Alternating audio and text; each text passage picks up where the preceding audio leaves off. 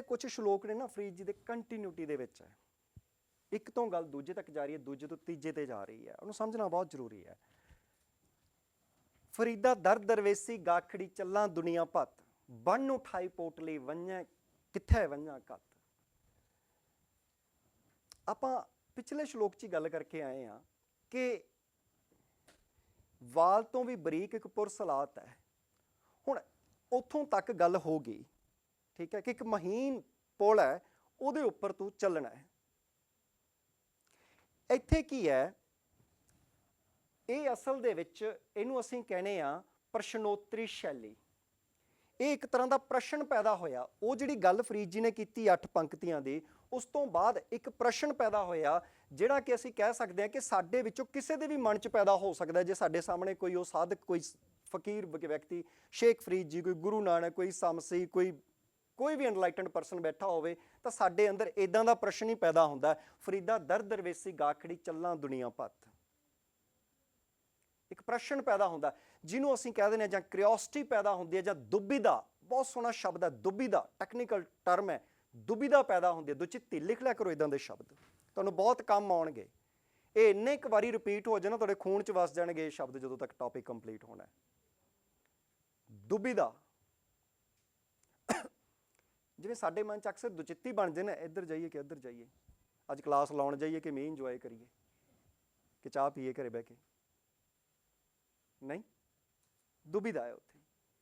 ਜੇ ਤੁਹਾਡੇ ਮਨ 'ਚ ਕਿਤੇ ਆਇਆ ਹੀ ਨਹੀਂ ਕਿ ਯਾਰ ਬਾਹਰ ਮੌਸਮ ਕਿੱਦਾਂ ਦਾ, ਬਾਰਿਸ਼ ਹੋ ਰਹੀ ਹੈ ਕਿ ਨਹੀਂ ਹੋ ਰਹੀ, ਆਪਣਾ ਵਹੀਕਲ ਚੱਕਿਆ ਤੇ ਚੱਲ ਪਏ, ਇਹਦਾ ਮਤਲਬ ਇੱਕ ਚਿੱਤ।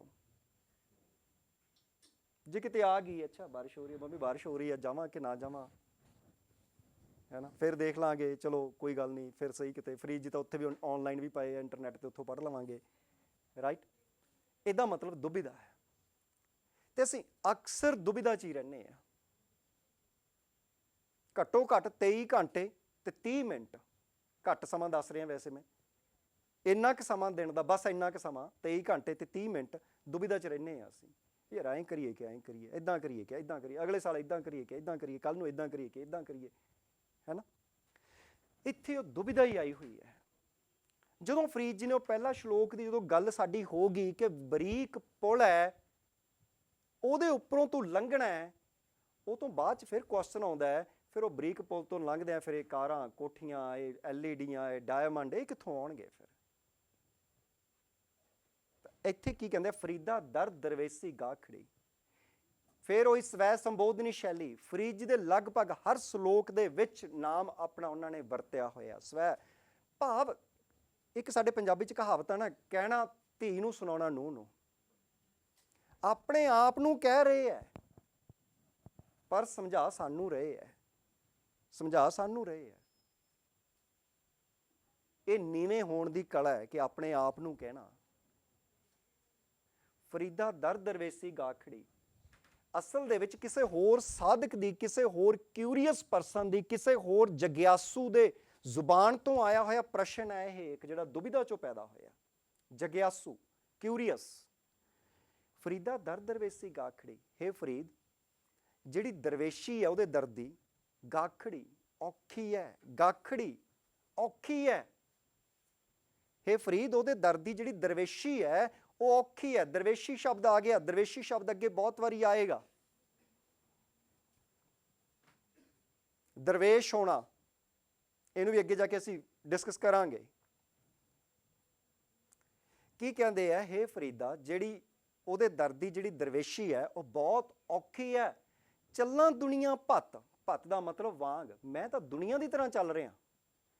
ਕਹਿੰਦਾ ਮੈਂ ਦਰਵੇਸ਼ਾਂ ਦੀ ਤਰ੍ਹਾਂ ਤਾਂ ਚੱਲ ਹੀ ਨਹੀਂ ਰਿਹਾ, ਮੈਂ ਤਾਂ ਦੁਨੀਆ ਦੀ ਤਰ੍ਹਾਂ ਚੱਲ ਰਿਹਾ। ਬੰਨ ਉਠਾਏ ਪੋਟਲੀ ਕਿੱਥੇ ਵੰਝਾਂ ਕੱਤ।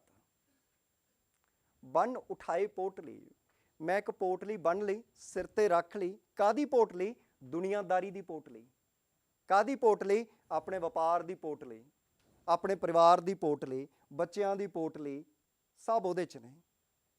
ਰਿਸ਼ਤੇਦਾਰ, ਦੌਲਤਾਂ, ਕਾਰਾਂ, ਕੋਠੀਆਂ, ਗਹਿਣੇ, ਸਭ ਉਸ ਪੋਟਲੀ 'ਚ ਨੇ। ਸਮਝ ਰਹੇ ਹੋ? ਸੰਕੇਤ ਹੈ ਇਹ, ਇੱਕ ਪ੍ਰਤੀਕ ਵਰਤਿਆ ਹੋਇਆ, ਸਿੰਬਲ ਵਰਤਿਆ ਹੋਇਆ। ਭਾਵ ਮੇਰੇ ਸਿਰ ਤੇ ਬਹੁਤ ਵੱਡੀਆਂ ਜ਼ਿੰਮੇਵਾਰੀਆਂ ਨੇ, ਸੰਸਾਰ ਦੀਆਂ, ਪਰਿਵਾਰ ਦੀਆਂ, ਪਿਆਰ ਦੀਆਂ, ਸਾਰੀਆਂ ਮੇਰੇ ਸਿਰ ਤੇ ਜ਼ਿੰਮੇਵਾਰੀਆਂ ਨੇ, ਬਹੁਤ ਜ਼ਿੰਮੇਵਾਰੀਆਂ ਨੇ। ਮੈਂ ਉਹਨਾਂ ਜ਼ਿੰਮੇਵਾਰੀ ਨੂੰ ਰੱਖ ਕੇ ਜਾਵਾਂਗਾ ਕਿੱਥੇ? ਜੇ ਦਰਵੇਸ਼ੀ ਦੇ ਰਾਹ ਤੇ ਜਾਣਾ ਹੈ, ਜੇ ਉਹਦੇ ਰਾਹ ਤੇ ਜਾਣਾ, ਫਿਰ ਮੈਂ ਉਹਨੂੰ ਰੱਖ ਕੇ ਕਿੱਥੇ ਜਾਵਾਂ? ਹੁਣ ਨਹੀਂ ਜਾ ਸਕਦਾ। ਭਾਵ ਕੀ ਹੈ? ਇੱਕ ਐਕਸਕਿਊਜ਼ ਵੀ ਹੈ, ਇੱਕ ਬਹਾਨਾ ਵੀ ਹੈ ਮਨੁੱਖ ਦਾ। ਸਮਝ ਰਹੇ ਹੋ ਚੀਜ਼ਾਂ ਨੂੰ? ਇੱਕ ਬਹਾਨਾ ਹੈ ਜਿਹੜਾ ਅੰਦਰੋਂ ਪੈਦਾ ਹੋ ਰਿਹਾ ਕਿ ਨਹੀਂ ਅਸੀਂ ਤਾਂ ਘਰ-ਬਾਰ ਵਾਲੇ ਬੰਦੇ ਆ, ਘਰੇ ਇੰਨਾ ਟੱਬਰ ਬੈਠਾ, ਤੁਸੀਂ ਕਹਿੰਦੇ ਹੋ ਜਾ ਕੇ ਜੰਗਲਾਂ 'ਚ ਬਹਿ ਜਾਈਏ, ਦਰਵੇਸ਼ੀ ਕਰ ਲਈਏ, ਇਦਾਂ ਕਿਵੇਂ? ਨਹੀਂ ਨਹੀਂ ਨਹੀਂ, ਨਹੀਂ ਹੋ ਸਕਦੀ। ਬਹਾਨਾ।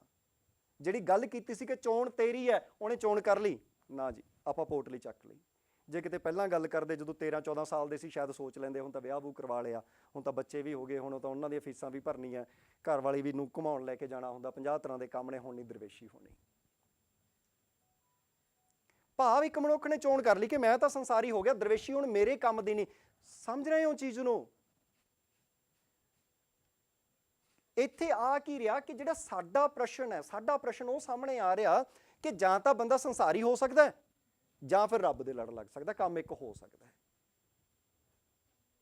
ਕੰਮ ਇੱਕ ਹੋ ਸਕਦਾ ਹੈ, ਜਾਂ ਤਾਂ ਸੰਸਾਰੀ ਹੋ ਸਕਦਾ ਹੈ ਜਾਂ ਰੱਬ ਦੇ ਲੜ ਲੱਗ ਸਕਦਾ ਹੈ। ਉਹੀ ਅਤੀ ਦੀ ਗੱਲ ਹੈ ਜਿਹੜੀ ਅਸੀਂ ਕੱਲ ਕੀਤੀ ਸੀ ਕਿ ਜਾਂ ਤਾਂ ਇੱਧਰਲਾ ਪੱਖ ਜਾਂ ਇੱਧਰਲਾ ਪੱਖ।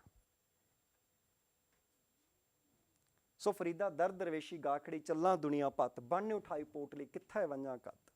ਉਹਦੇ ਦਰ ਦੀ ਜਿਹੜੀ ਦਰਵੇਸ਼ੀ ਹੈ ਉਹ ਬਹੁਤ ਔਖੀ ਹੈ। ਮੈਂ ਦੁਨੀਆ ਦੀ ਤਰ੍ਹਾਂ ਚੱਲ ਰਿਹਾ, ਮੇਰੇ ਉਸ ਦੁਨੀਆ ਦੇ ਨਾਲ ਚੱਲਣ ਦੇ ਦੌਰਾਨ ਕੀ ਹੈ, ਇੱਕ ਜ਼ਿੰਮੇਵਾਰੀਆਂ ਦੀ ਪੋਟਲੀ ਚੱਕੀ ਹੋਈ ਆ, ਉਹਨੂੰ ਦੱਸ ਮੈਂ ਕਿੱਥੇ ਰੱਖ ਕੇ ਜਾਵਾਂ? ਹੁਣ ਉਹਨੂੰ ਮੈਂ ਨਹੀਂ ਲਾ ਸਕਦਾ।